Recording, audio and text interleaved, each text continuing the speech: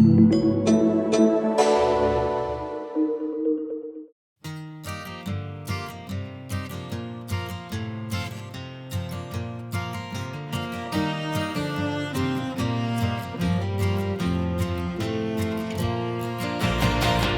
to the Crown City Podcast. I'm your host, James DePietro. From Pasadena, California, this is a show about building a community for all and how we make our neighborhoods we call home. On this episode, I'm proud to welcome Paul Little, the president and CEO of the Pasadena Chamber of Commerce and Civic Association, which is a very unique title and a very unique Chamber of Commerce name, which I'm curious to see what the Civic Association name and kind of how that name kind of came to be. And actually, officially, we are the Chamber of Commerce and Civic Association of Pasadena. Oh, okay. But everybody knows us as the Pasadena Chamber of Commerce. We started in 1888 as the Board of Trade in Pasadena. The Board of Trade was really focused on improving Pasadena for commerce, which at the time mostly was citrus growers, and building a city. So they were advocating for investment. They were enticing people to come here to both settle and live and to build a community.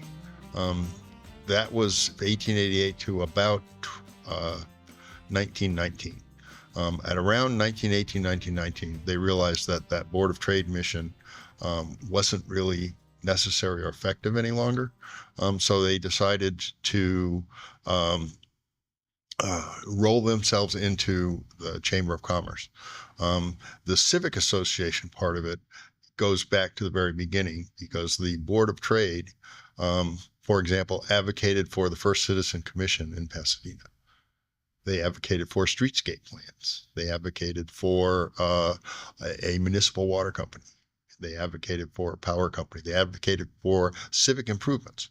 And so that part of the title has always been indicative of who we are, but informing the mission of the Chamber of Commerce. The Chamber of Commerce, for example, put out one of my favorite pieces of political mail when they were raising money to do the bonds for Pasadena City Hall. They sent out a mailer asking voters to support it, and the mailer, when you open it up, was the blueprint of City Hall, which was pretty amazing. It's a pretty cool piece. And that passed, obviously.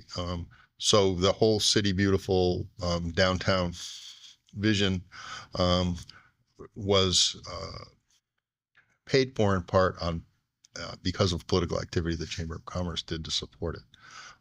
And we've been involved with community things ever since. Everybody knows the Rose Parade. The Rose Parade was started by the Valley Hunt Club in about 1888. In 1894, at the end of 1894, the Valley Hunt Club said, "We cannot do this anymore. It's too big for us." And they were just going to let it go. Two guys on the Board of Trade organized a meeting on November 11th of 1894, I believe. And they brought the community together, and out of that meeting came the Tournament of Roses. The executive who was running the Board of Trade and the executive who was running the tournament were the same guy for a long time. They shared responsibilities. And so, that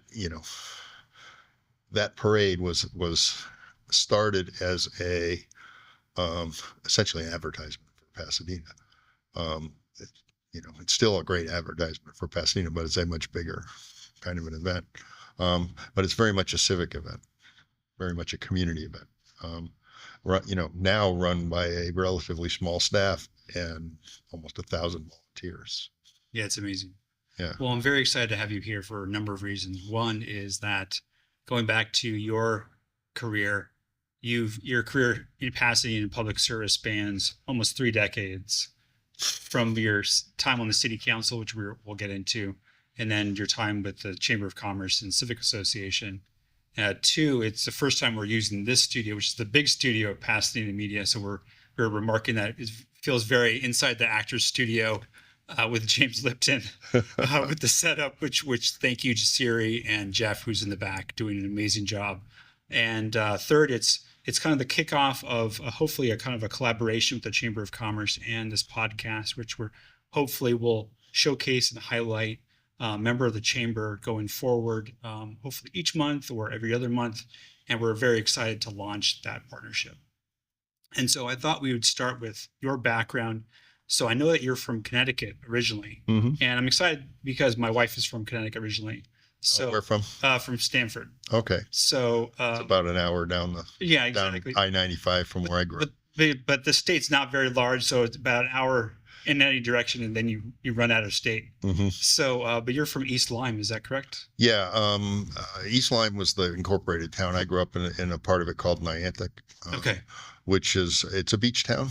I didn't grow up on the beach, which is good and bad. If I did, I'd have grown up with a lot more money, but everything I owned would have been wiped out by at least one of two hurricanes. So, but it was really nice. A small town, about 12,000 people, I think, at that point. Great place to be a kid. Could go catch frogs in the woods, come home all wet and muddy, ride your bike 3 miles to the beach. In the summer, spent a lot of time on the beach when I was a kid, and a teenager.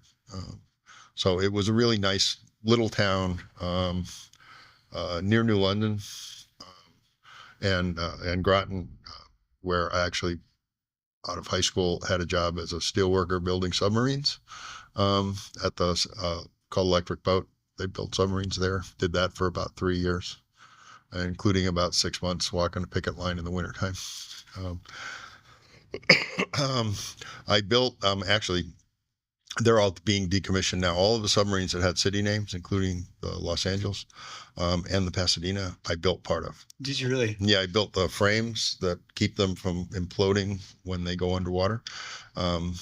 Sounds really impressive. It is impressive. Yeah.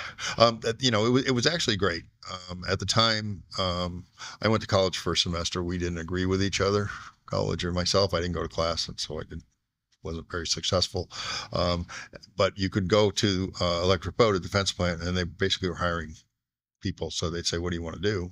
And I thought, "I want to do something where I, use a little bit of what I have for a brain." And they taught me everything. Taught me to read blueprints. Taught me how to do all the layout stuff. Taught me all of those things, which and how to calculate different things related to being a steelworker. And things like reading blueprints come in handy later on when you're doing additions to your house or tenant improvements on your office. Right. And actually later on, after about 2.5 years when they went on strike, I went back to college, working in steel-toed shoes on steel 3 inches thick in the middle of winter in a building open to the ocean gets old for me. I have friends that retired from there. So I went back to college, which made my mom incredibly happy. Ultimately transferred to New Orleans to finish up my undergraduate at Loyola in New Orleans. I got a political science degree there, but I got really interested in film and television.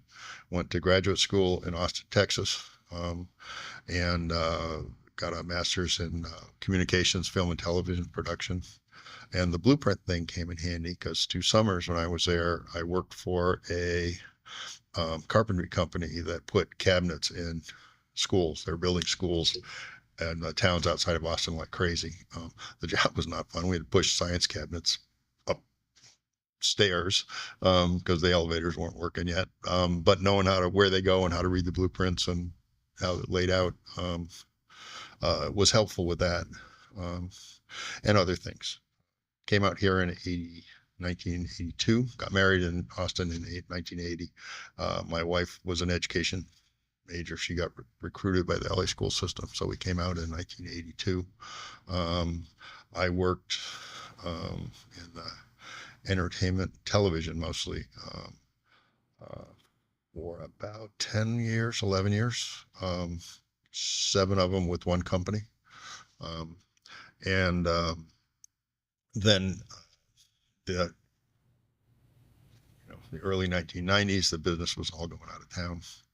I was, I had a choice, basically. I could stay in the entertainment industry and go to work in Toronto for 3 months and Texas for 3 months and all over the place, or stay married. So I chose to stay married, stay here. It's a good choice. I had 2 kids. I had 2 little kids. My daughter was probably pretty. I mean, she wasn't even one, I don't think, when I got laid off from Universal. And so, but I had always been able to write. So I went into doing public relations stuff.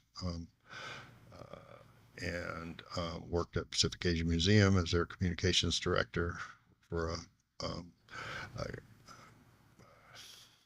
Claremont School of Theology out in Claremont. Mm-hmm. As their communications director. They're also part of Claremont Graduate University, which was really interesting, working for the Methodist Church, which I didn't know anything about. And then worked for a consulting company. And in the middle of all of that, got elected to the city council in 95. So when I was working at Pacific Asia Museum. So you kind of just breezed through all of that, which is, and you kind of downplayed a lot of your I'm just used, it's my life. It's kind of, I've had a lot of different careers, steelworker's a career, entertainment industry career. And that was really fun. I've got to tell you, it was really fun. And met some really interesting people, worked on a whole lot of bad things, but it was fun. And then public relations, communications work, same thing. The nice thing about everything that I've done is I've always learned things as I go. There's a big learning curve and a lot of different jobs. Working for, like I said, working for the Methodist Church was really interesting because I knew nothing about how any of that works. And now I know, lots of the inner workings of how that organization works, which is kind of interesting. Working at Claremont after the theology school, I worked for a consulting company with offices out there. And that was really nice. Claremont's a nice little town. It was a 25, 27-mile drive against traffic. That's true. Which was nice. And I had clients all over Southern California. We did schools, community colleges, did some work with high-speed rail, and all of that sort of professionally. And then when I was there, got recruited to run the chamber. The city council thing is a whole separate kind of because if city council in Pasadena is a part-time position, pays a little bit, pays more now than when I started, and paid me more when I finished than when I had started. And that really grew out of being involved with my neighborhood. Yeah, so let's dive into that history. So how did you get involved in politics and policymaking? I actually blame my dog Okay. that I had at the time. The first dog. When we bought our house in Bungalow Heaven in 1986, before it was Bungalow Heaven. And the first purchase was a washer and a dryer, and the second one was a puppy dog. And I had a friend in New Orleans who had a Kuvash, which is a white Hungarian sheep guard dog, which was a really great dog. So I thought I wanted to get one of those. So we looked at those, but they can be independent and willful and attach themselves really to one person in the family. And my wife was like, yeah, Lori's kind of like, yeah, I don't know if I want a dog that's not going to be. So we found Great Pyrenees, which are similar, a little bit bigger, a little more hair, but much more people, dogs. And so we got a puppy. I would walk the puppy every morning down to they're 2 blocks down to the park at the corner of my street, and then back up the other side, and the same thing in the afternoon. So I got to know all my neighbors. When we we moved into the neighborhood, within a week, knock on the door. Neighbor at the time he was around the corner. I ultimately moved across the street almost. Bob Kneisel knocked on the door and said, "Sign this petition. We have to save the neighborhood." And I'm like, and I'm thinking, what did we get ourselves into? What's happening in the neighborhood? Well, it was a landmark district petition for Bungalow Heaven. So, the idea being preserve the streetscapes, keep the character of the neighborhood the same, because people have been knocking bungalows down and building those 6-pack apartment buildings, the ones that everybody worries about in earthquakes now. And so we kind of got, signed the petition, got involved with that, getting signatures. With that, one of the requirements of the landmark district was that the neighborhood had to form a neighborhood association. And so the neighborhood association was formed, and it was had a board of directors. The board of directors were block captains. Block captains were people who represented 2 blocks of a street. You remember I'd walked my dog? Well, when it came time to form the neighborhood association and pick block captains, we were all sort of in our little cluster of people, and they all looked at me and said, "You have to do it." And I'm like, "Why?" And they said, "Because you're the only one we all know." They all knew me from walking the dog. So that's how I got started with sort of involvement in city stuff. I My predecessor on the council, Rick Cole, who's coming back, is also my neighbor. He appointed me to the Community Access Corporation board at one point, and so I was on the PCAC that governs Pasadena media now. Back then it was, what was it called? But anyway, essentially similar. So did that. Rick Cole chose not to run for re-election in the 95 election. And I hadn't really thought about it. And one of those neighbors on that walk, I saw him one day walking, I don't think it was even the first dog then. I think I was on to the second one by then. I've had 9 Great Pyrenees, just so you know. And I saw him and he said, "Well, why don't you run?" I was like, "Why would I do that?" He said, "You'd be good at it. You should do it." And I thought about it, talked to my wife about it for a long time because there's a big time commitment. And finally she said, "Yeah, if it's what you want to do it." I think she was the only one who thought I was going to win. Honestly, we had virtually no money. There were 6 people running when I ran. We had, I think, there was a primary election, then a runoff. Then the primary was March. The runoff was 5 or 6 weeks later. Ultimately, we spent $14,000. The guy I was in the runoff against spent somewhere around 60. Got 74% of the vote. I had volunteers, all my neighborhood association people. My campaign manager was somebody who had been I think he was the 2nd or 3rd president of the neighborhood association. My treasurer was the 2nd or 3rd president of the neighborhood association. And that guy, Bob, who knocked on my door, organized volunteers. We had some weekends, 3 dozen people walking neighborhoods. So it works. It worked. It's very different now. Yeah, I was going to say. It's very different now with social media, email, all of that. This was mail, 95, right? Yeah. Mm-hmm.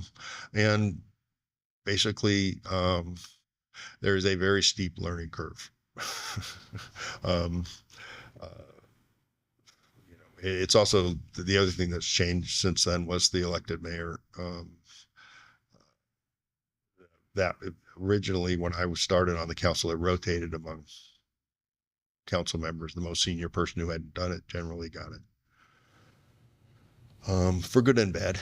Then it went to elected mayor, and Bill Bogard was elected and served 3 terms. And I always just kid him that he's got that Lincoln thing working for him. Tall and deep voice, calm.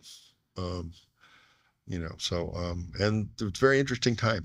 I was involved with the light rail.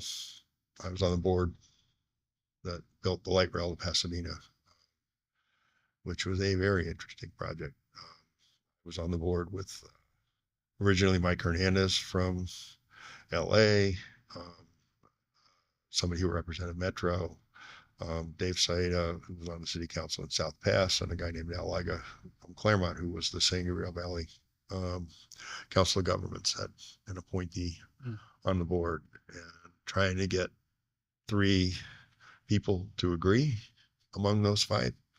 Um, could be a bit of a challenge, but we managed to make it work and built it on time and under budget, um, and actually had money to give.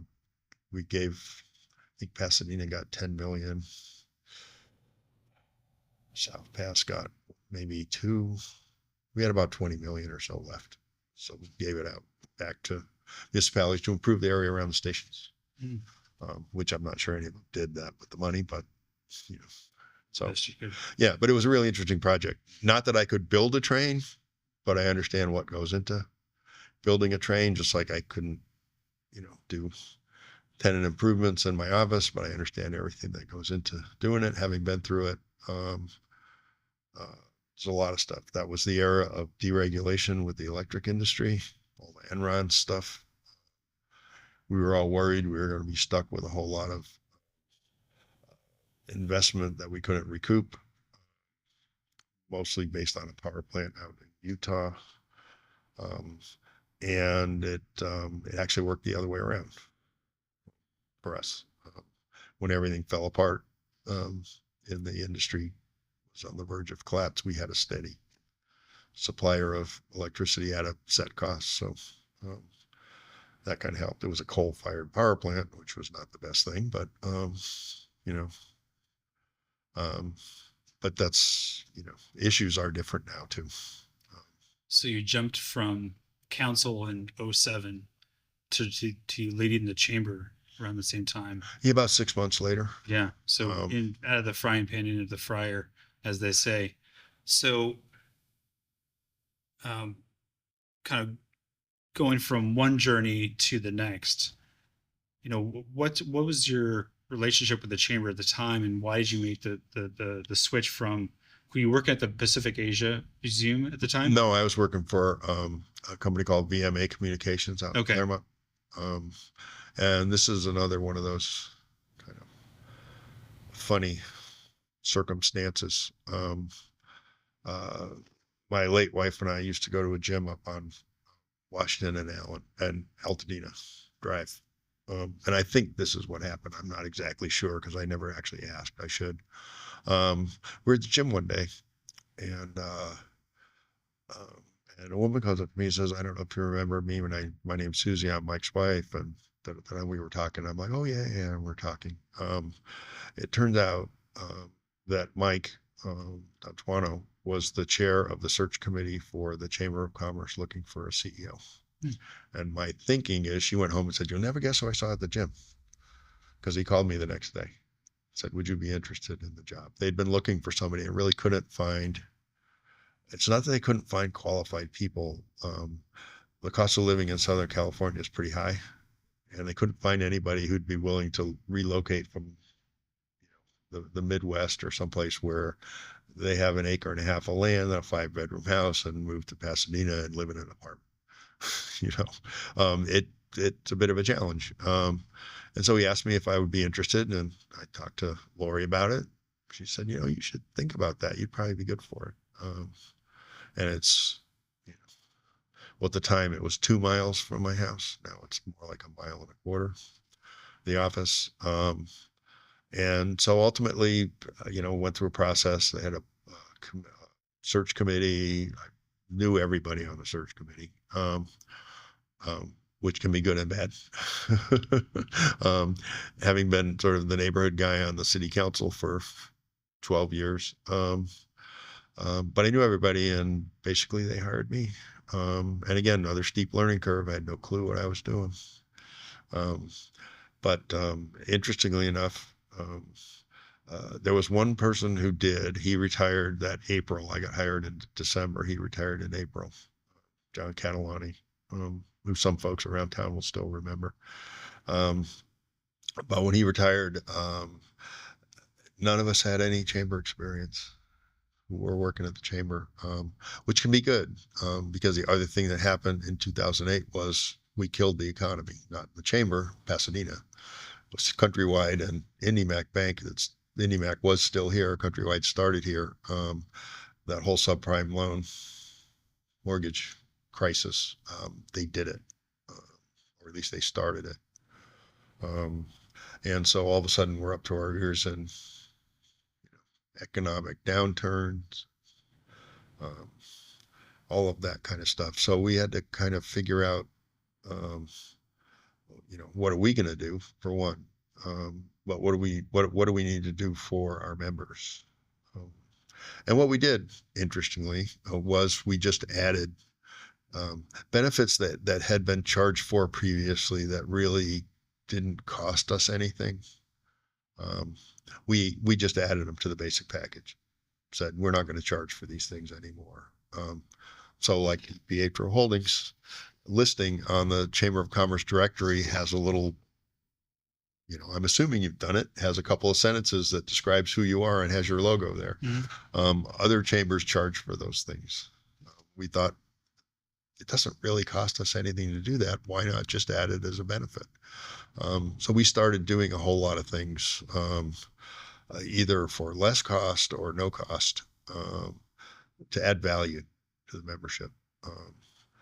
And sort of our mantra from the get-go, at least when I started, has been: you make an investment in us, how can we help you be more prosperous?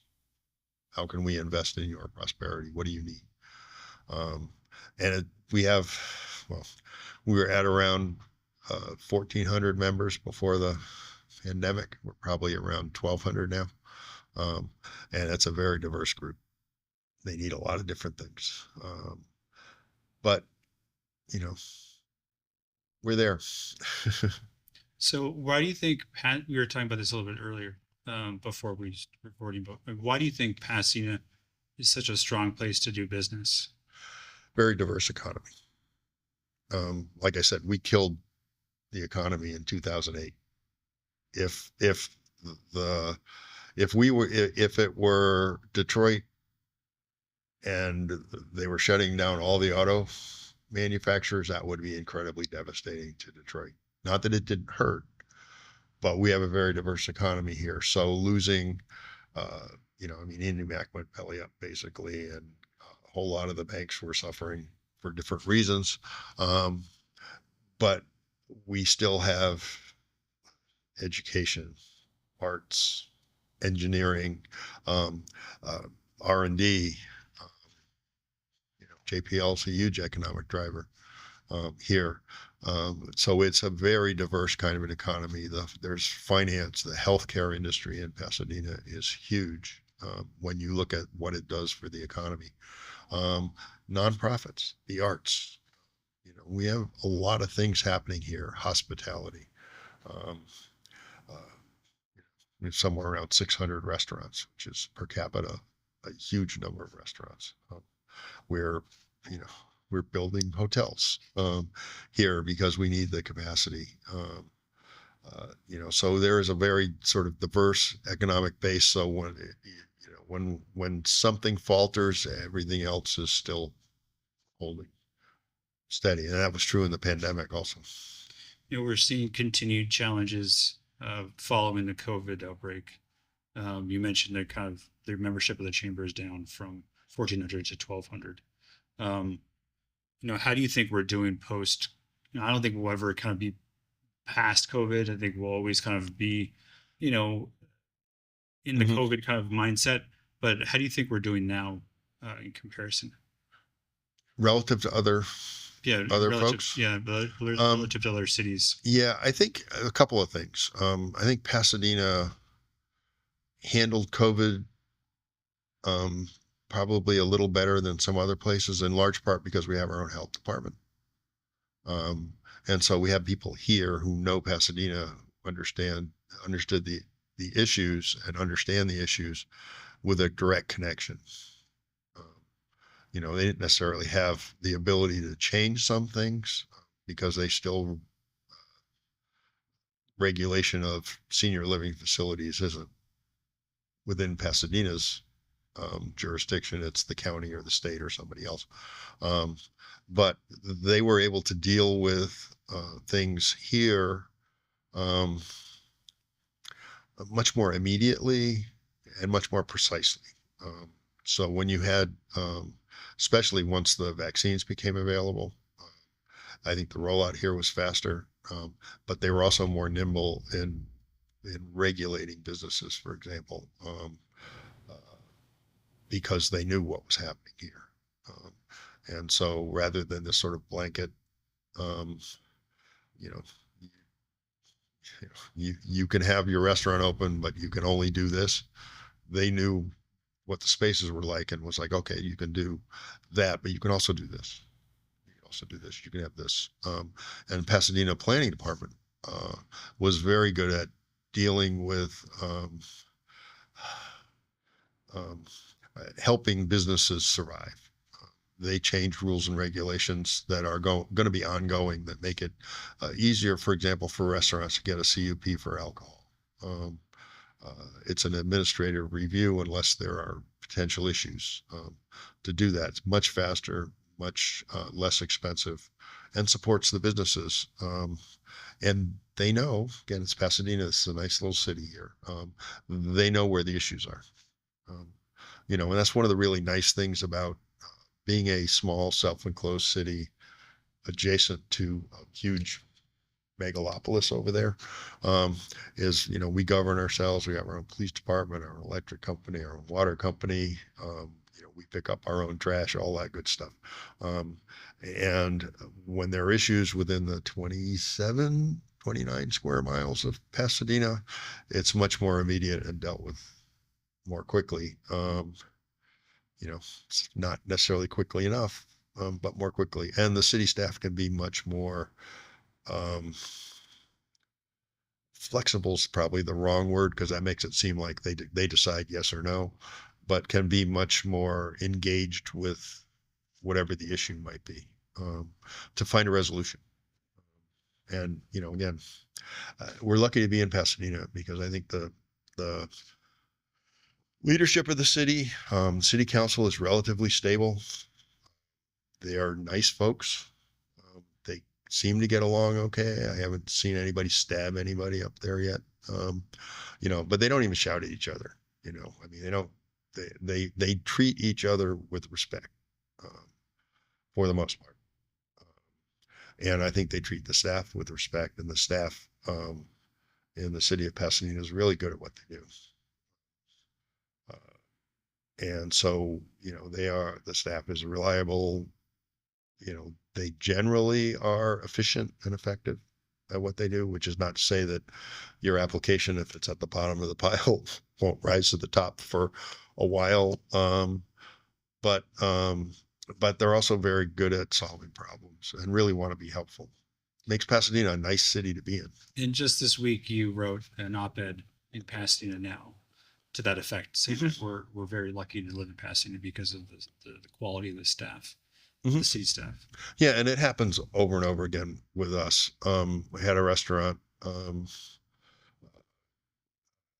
actually a really terrific Venezuelan restaurant on Colorado, right by my office, called Shamo. And I went in one day to pick up lunch, and the owner was there, and she had been working to get a CUP to sell beer and wine in the restaurant, on site relatively. And she had been waiting on a letter. It's a complicated process because you have to get licenses from the state, and to get the license from the state, you have to get something from the city saying you meet all the qualifications to get the conditional use permit to sell the. She had been waiting on the letter, and I happened to have an opportunity to ask the planning director. I said, "Oh, I just went to this restaurant. It was really good." And she's having it. And the next day, I got an email from Jennifer saying she'll have the letter tomorrow. Um, the staff wants things to go smoothly. They want they want people to be happy. They want the constituency to be happy. They want Pasadena to be a really great city, which it is. One of the things I like to say about Pasadena is that we have all the really good stuff of a big city. We have all the amenities. We have the restaurants and theaters and art galleries and all of the really good things. Some nightlife. All the good things that come with a big city without any of the real hassles. Not that we don't have issues and problems and things, but by and large, Pasadena is a clean, safe city to be in 24 hours a day, no matter where you are. So you mentioned the restaurant is, and that's a great example of the chamber kind of assisting. So Just asking a question. just asking a question, but you mentioned that you have 1,200 members, give or take, and each member has a different issue. What kind of services does the chamber provide in terms of assisting their members? There's so many different issues and challenges that I'm sure every day you get a question from 1,200 different people asking for assistance or some guidance about issues. So what kind of assistance, what kind of help does the chamber provide? It varies. It could be things like that. We had a different restaurant probably 10 years or so ago that wanted to expand. Um, and they were told by the fire department that they had to put in a sprinkler system because they were adding just enough square footage to meet the criteria and have to do that. And that would have meant they couldn't expand because that was a $250,000 ad. And so, we were going around with them about, and there were a couple of other things. Their architect called a lunch counter a bar, and that created issues because they weren't supposed to have a bar. And it's like the guy who was I forgot the title now, zoning administrator at the time. I asked him about it and he said, "Oh, I go there. No, it's not a bar. Don't worry about it. We'll take care of it." But what happened ultimately with the fire department thing was a guy from the planning department came out with a tape measure and he measured the space. They were 10 feet under the requirement. So they didn't have to so they could do their expansion without having to do that because somebody from the planning department came out to do us a favor and check it out. My pitch, if you're going to open a business in Pasadena, call the Chamber of Commerce first, get us involved at the very beginning because we know the rules and regs. We know the people that you have to deal with. We know the processes you'll have to go through. We know the neighborhood you're going to be in. We can help you from the very beginning. Try to make it as smooth as possible. During the pandemic, we called every one of our members on the phone. Took 2 months. And some days, different ones of the employees who work for me, I work for the chamber, would come and say, "I can't call anybody else. It's too hard. They're crying on the phone all the time." I mean, you all went through the pandemic. People were worried they were going to have to close. They didn't know where their income was going to come from. Everybody was ordered to be home. What am I going to do? How can I help? And during all of that, we were able to help people get PPP loans, for example. Especially the folks, if they were banking with Bank of America or Wells Fargo or Chase, those banks were overwhelmed with applications. We were able to help people find my bank, Pacific Premier Bank or Enterprise Bank or Citizens Business Bank, the ones that's more smaller, more local, who were doing those as well, and pointed them in that direction. I could fill out a PPP loan application in my sleep, but also we were spreading daily, sending out email blasts, information with there are grants available. There's this available. Oh, there's that available. There were state grants. There were county grants. The city of Pasadena, we worked very hard to get the city of Pasadena to do a small business grant program. And they finally did, which helps. At that point, every little bit helps. Chamber survived on PPP loans and employee retention tax credit stuff. 2 years of our payroll almost was covered. Not 2 years. Half of our payroll was covered by those two things for 2 years. We had no income either. Yeah, I mean, you're a nonprofit, but you're a business as well. Mm-hmm. So you went through the same process as everyone else did. Yes, and we half our income basically comes from events and activities. We had no events and activities for 2 years, and membership. You can't expect somebody who's worried that they can't pay the electric bill to pay the chamber dues. We dropped to no one. We didn't, and we still haven't. We're just now going through finding out who's actually still in business. Those 200 people that we lost, primarily, they're gone. They either just closed up or they packed up and moved to Nevada or something like that, or they gone somewhere else, or the business has just gone, and that stuff. Well, but you asked, what do we do? We're really good at is connecting the members to each other. It's in a digital age, we're a person-to-person facilitator. Um, somebody's looking for office space. Say, well, I don't want to be in a bigger building. I'm looking for a smaller. Do you have anybody who does that? Well, yeah, we do. We have you guys, and some others, who do. If somebody wants to, says, I want to come to Pasadena, open a restaurant. Well, you know what? These are the guys that are really good at finding restaurant spaces. We have somebody who does, who helps businesses get those alcohol licenses. That's their business. So we connect people that way. We do all the networking events, mixers next Wednesday, 5:00, have a mixer, come on out. Personal person-to-person contact. Because what we find is even with all the social media, even in the digital age, even with email and all that stuff, that people still want to do business with people they actually know. And if you remember the Chamber of Commerce, you are assumed to be a reputable business. The fly-by-night guys don't join chambers of commerce. They just don't. It's sort of a stamp of quality. Quality businesses, reputable businesses join the Chamber of Commerce. So there's some value to that plaque on the wall, just in that sense. And then again, it's like I said, we're there for anything anybody needs. We do a lot of communications. We do a lot of things that get our members out there in front of potential customers. We publish a business directory that's the only B2B directory in Pasadena. It's only our members who get to be in there. But, again, there's all of the different categories. And our website's very busy with people looking for restaurants and hotels and accountants and insurance agents and, whatever they might need. They're all in there. So you mentioned the events. So I wanted to list, so you have Connection Breakfast, you have the Luncheon Alliance. In addition to the Economic Summit, and then you have a gala as well. Mm-hmm. So you have a number of, and then you have a number of other things as well. Yeah, well, the lunch meetings and networking meeting once a month, first Wednesday of the month, up at Pasadena Highlands, up on Washington, 1575 East Washington. And then the Connection Breakfast is again another networking event 2 weeks later at Villa Gardens. Senior living places serve food. Who knew?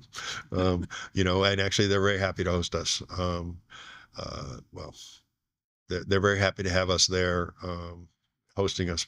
We do pay, but it's a very reasonable amount.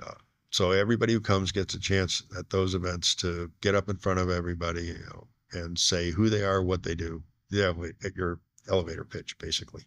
And we have a connector and a sponsor. Connector's a 3-minute. Basically, they get a 3-minute pitch, and the sponsor gets 7 minutes to talk about their business. And really, it's about making connections, both of them.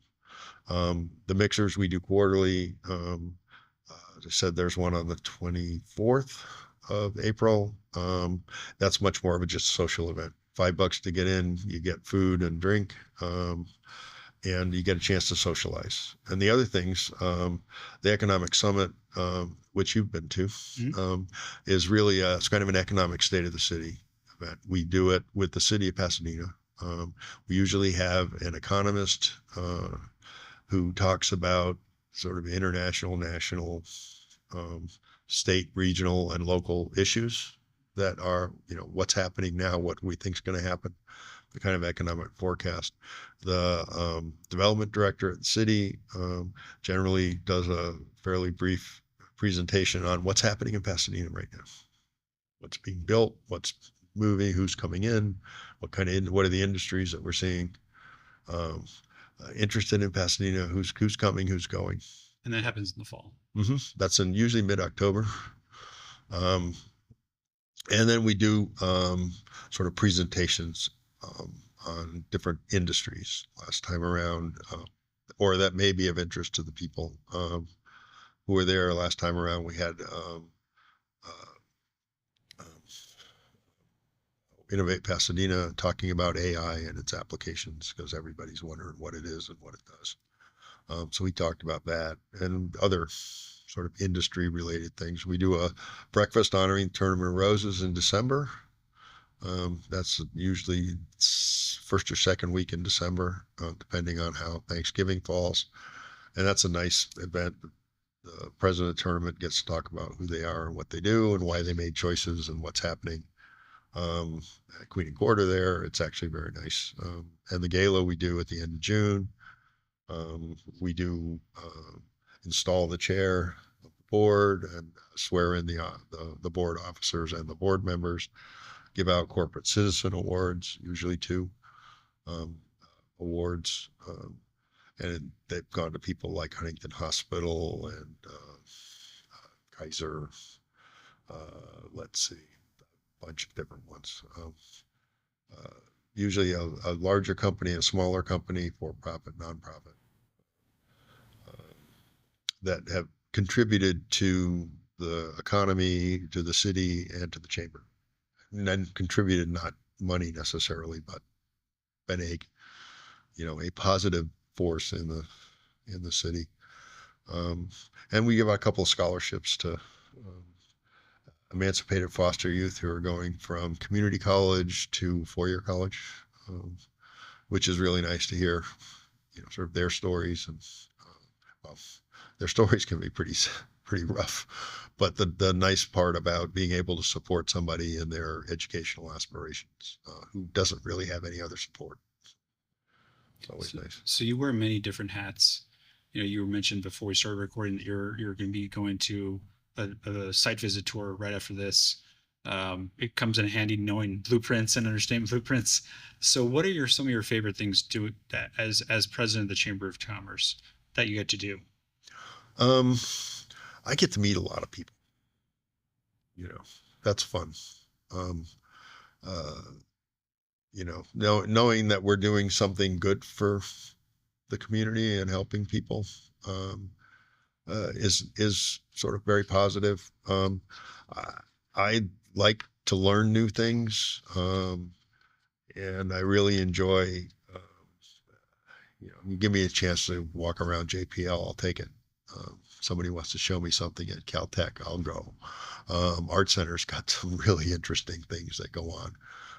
There's an awful lot happening in Pasadena that is, I don't know, intellectually stimulating, I suppose is a good way to put it. And not that I'm any genius or anything. I just like to learn new things and meet new people. There are so many things that happen in Pasadena. This is, within a 2-week span, I went and saw Sweeney Todd at Noise Within, and then blank the name of it, the play that was at the Playhouse, which was both of them really good. Right here, 3 miles apart. One of them's a mile and a half from my house, and one of them's 2 miles from my house. That kind of thing. Next weekend, I go to a play at Boston Court. I like to go to plays, and I go downtown a lot, actually, in LA too. But any of that kind of entertainment stuff, you want to get a nice dinner. What do you like to eat? There's a lot of places here. I like to walk the dog. I walk my dog about an hour and a half every day. So, that stuff. And I live in a nice neighborhood. I like to walk around all over. So there's lots to do. We've got all those mountains up there. Well, I've heard that the chamber is currently working on a strategic plan to kind of design what the next several years is going to be like.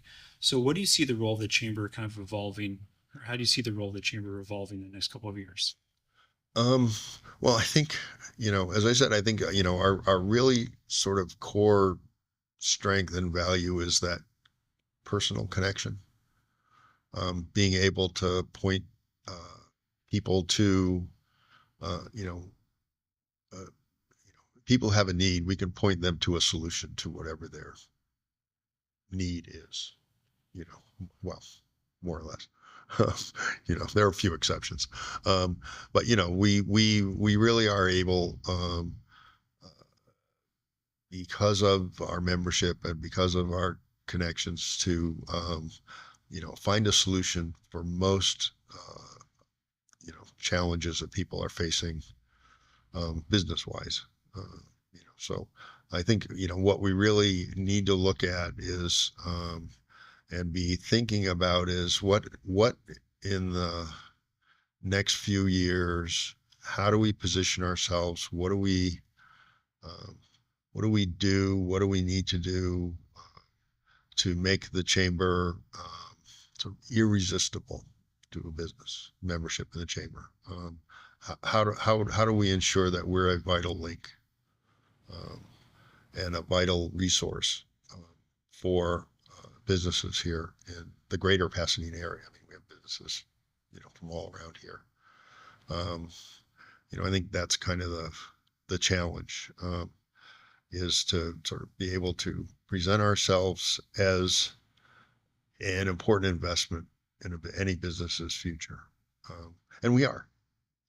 For the amount of money you spend on a chamber membership, you get back an awful lot.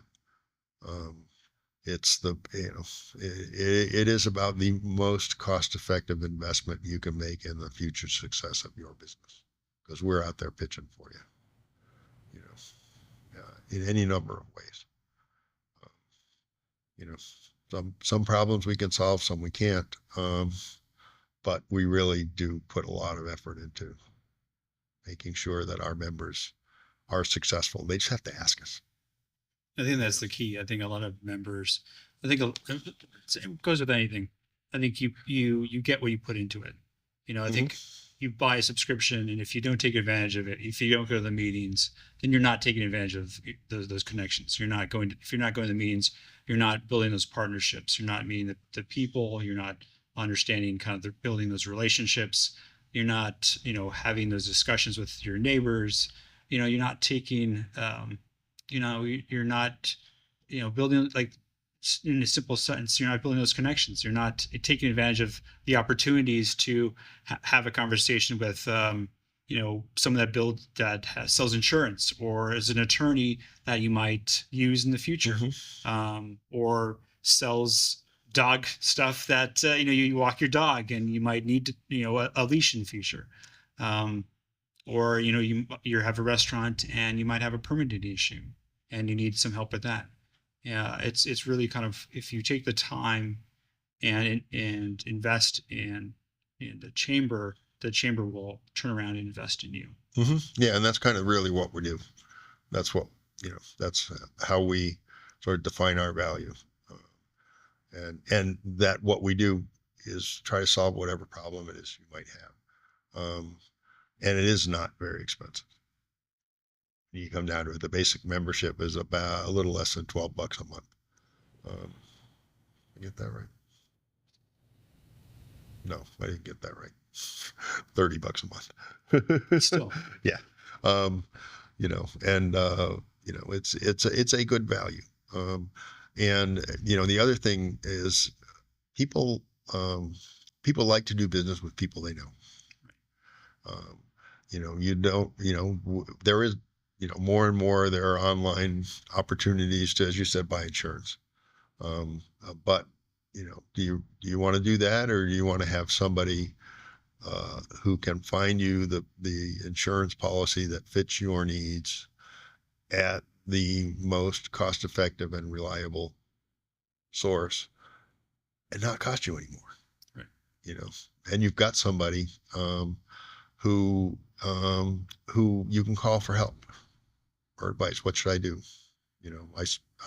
I'm a Medicare person. I'm on Medicare, and the guy that's my health insurance broker, recommended, chamber member health insurance brokers, recommend that I switch, save me $100 a month, for perfectly good coverage, because all the Medicare Advantage stuff is changing, as they get used to it. The other thing is our business directory online is a very busy site. Our website's very busy. We get, depending, December's a bit different, but we get 4,000 to 6,000 visits a week on our website. 2/3 of those people are after the business directory looking for, CPA, looking for, this time of year, or mid-March, they're Right. looking for somebody to do their taxes, Right. and they look on our business directory because they know the people that are there are reputable. They're going to do a good job for Right. you. Anybody, if somebody calls up and says, I want to, I want an estimate from somebody to redo the piping in my house. You're like, okay, well, here's the people that we have. I would recommend you call 3 and talk to 3 of them and get estimates from 3, because that's just a good practice. And figure out, if those 3 don't work for you, here's 3 more. But figure out, who you are most comfortable with, who you think will do the best job at the price that you want. And that's kind of the way we do it. We have, a bunch of plumbers. So, somebody wants a plumber, we give them all the plumbers and say, check out any one of these guys can do the work for you. I would recommend you call at least 3 and figure out who is the one that you want to work with the most. Well, as we wrap up this conversation, I have one last question. We'll get to it really quickly. You've kind of hinted at it a little bit before, but if you could design a perfect day in Pasadena from breakfast to late night, what would you do? Where would you go? And what would you eat and drink? Sounds like you would walk your dog. Well, I was going to say my day always starts with walking the dog. I like the breakfast burritos that Yairus has. Those are nice. There's a place near me called Lavender and Honey that does coffee and pastries. It's a really nice place. People who run it are great. I work, obviously, so I go to work. Some days I walk to work because I'm a mile from my office. That's lunch, depends. There's so many things. If I want a really nice Italian lunch, I'll go to Celestino's or Tardino's, which is the restaurant next door to me. I mentioned the Venezuelan place. There's a place near me called Hummus Labs that does Middle Eastern food. It's really good. It is really good. It is really good. And there's lots of them. I like El Portal. I mentioned the theaters here. The Pasadena Hotel and Pool has a really nice bar. If you want to meet somebody for a drink, that's a really nice place. It's not busy, at least not yet. High end. I love lunch at the Terrace at the Langham. It's just a whole different kind of an experience. Yes. There's stuff all over. Pie and Burgers got great burgers. Depends on what I walk my dog, put the dog in the car. Sometimes I walk through Caltech just because it's so pretty. Yeah, we live close to Caltech, and it is a wonderful walk. Yeah, it's very pretty, and I'm one of those ones that takes a picture of the dog by the sign and says "Smart Boy." Who's a smart boy? Well, Paul, thank you very much for being such a wonderful advocate for businesses in Pasadena, for your unending service to our community, and for coming on the podcast. I greatly appreciate it. Well, thanks. This has been fun. It's been a nice conversation. It has been. I talk a lot. It was wonderful. And we didn't get to a lot of the questions, so we'll have to have you on again. Okay. I'm always happy to come back. And if you have interest in a chamber member to be a guest, let me know. I'm certainly happy to help you facilitate that. Absolutely. And so continuing our collaboration, the featured song is All Right Here from Pasadena's own, The Next Doors. Please follow them on social media and at thenextdoorsmusic.com. I want to thank everyone here at Pasadena Media, George, Chris, Bobby, Liza, Aline, Jeff, Terry, and Jasiri for all their special guidance and assistance. For more information about Pasadena Media, please visit pasadenamedia.org. For more information and support this podcast, please visit thecrowncitypodcast.com. Until next time, please remember to stay well, support your local Pasadena shops and businesses, and as always, I will see you around town. Thank you very much. Happy to do it.